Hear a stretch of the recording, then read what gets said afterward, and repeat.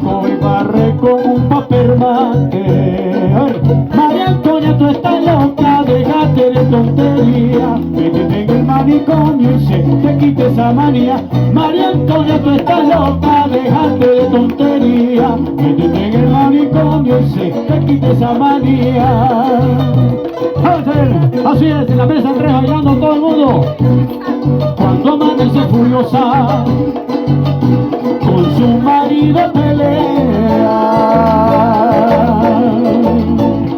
se baña sobre la mesa y duerme entre la batea. La loca, loca, loca, loca.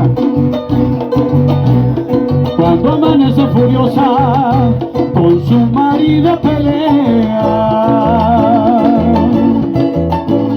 se baña sobre la mesa y duerme entre la batea. A ver, todos, todos. María Antonia, tú estás loca, déjate de tontería, métete en el manicomio y se te quite esa manía. María Antonia, tú estás loca, déjate de tontería, métete en el manicomio y se te quite esa manía. Mira que se atreve a cantar un verso. ¿No? Vamos a ver. Yo invito a la señorita que está cantando y dice, Taca, venga a cantar un versito. A ver, apláudala, apláudala. A ver, ¿quién quiere bailar? ¿Quién quiere cantar un versito? A ver, el caballero, ¿quiere cantar un versito? Venga, venga y canta un versito aquí con nosotros, venga. Venga. A ver, un aplauso para el caballero que va a cantar un verso. Venga, venga. Véngase, vamos, vamos. Así participa por el pasaporte, ¿no? Un aplauso. El pasaporte apostillado. A ver, un versito, a ver, un versito. María Antonia, tú estás loca, déjate de tontería, déjate de estar con este grupo porque vas hasta perderte en la vía. ¡Cónchale! Señores, cada día para usted. Y vamos a aprovechar para mandarle un saludo aquí a los dueños del negocio, al señor Edison y a doña Elizabeth. Ese fuerte aplauso para ellos. ¡Fuerza venezolana! ¡Qué bueno! Bueno, un aplauso para el caballero, un aplauso para el caballero.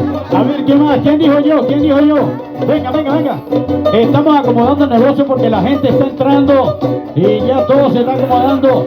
Ok, mientras la gente sigue entrando en el negocio, allá los del parking que van acomodando los carros, el otro versito dice así.